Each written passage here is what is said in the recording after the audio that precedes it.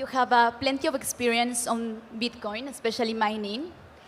What do you think Dubai needs to achieve in order to become a hub for Web3? So far, Dubai is doing very well since the last, I would even say, 5 years, although we see the results in the last 2 years. And I see that every emirate pretty much works on their own sub-regulations and specializations that they want to support. And then pretty much every single Web3 AI entrepreneur can find something for themselves, right? You can just pick and choose. You can get grants, you can get support, you can get debt funding from the government itself. Where else do we have that for crypto? Nowhere else. So with that being said, I think we are on a very good way forward, and I'm looking for more in the future. You have a lot of experience on DeFi. How do you see the regulations on the UAE on this specific topic? That's a very interesting question. Actually, I would like to turn it around. How the government and the banks can leverage DeFi and smart contracts to facilitate what they facilitate nowadays in, let's say, old school manner. You can have collateralized loans, right? That we probably all know of. You can have that in regular banking. You can also have that in DeFi. You can also peg to an NFT an ownership title deed of your house. Actually, Dubai Land Department does keep their title deeds since already a couple years on blockchain. Imagine taking those, releasing NFTs, and now bank can directly check who owns the house, if there is any other debt funding on that or not, and then facilitate a loan for you.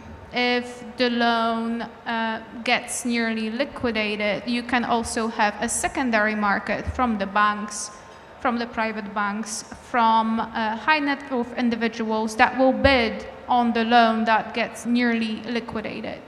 Right, so that could actually enable old school banking, let them leverage what we do every single day on DeFi, right? So I am pretty much a believer that in the next 3 years, there will be no SWIFT transactions and there will be no collateralized loans provided off-chain by banks. See how many banks have asked right now to get a license for a neobank, a mix of regular banking plus crypto banking.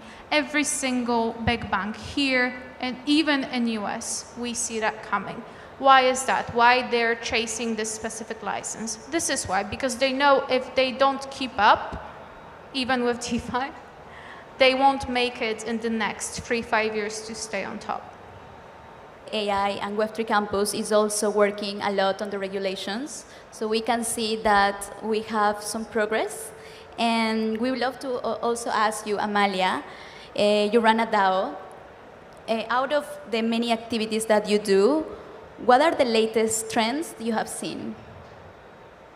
Well, obviously the latest trends and DAOs that are popping up like mushrooms are definitely being created in the new Bitcoin ecosystem. And when I say new, I don't mean that this ability was just discovered in there. It's been sitting there since the Taproot SegWit upgrade, right? But nowadays, there are so many DAOs that thrive on ordinals, thrive on stocks, thrive on BRC20.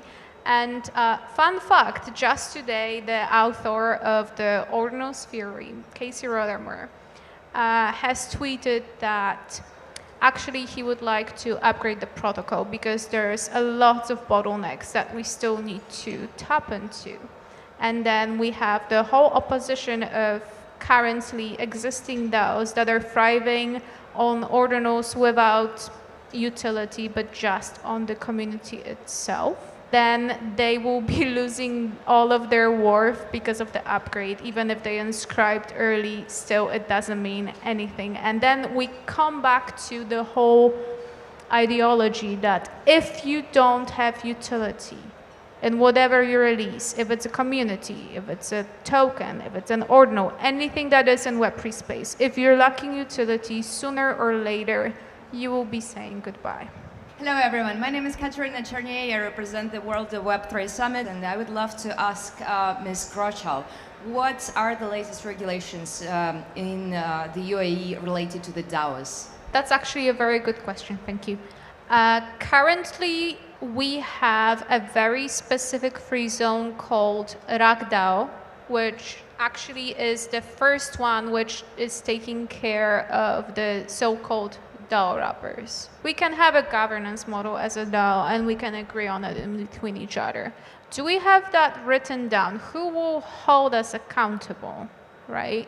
If I am a whale in a DAO, I am still the only decision maker. I am the leader. Is that fair? These are the questions that we supposed to focus on, right? If we want to stay decentralized, if we want to stay fair and stay growing as DAOs. And that's why we need something that will kind of keep us responsible on paper. And this is where RAKDAO is helping. It's still very early, but they are the first to tap into that. That's obviously Ras Al Khaimah Emirates.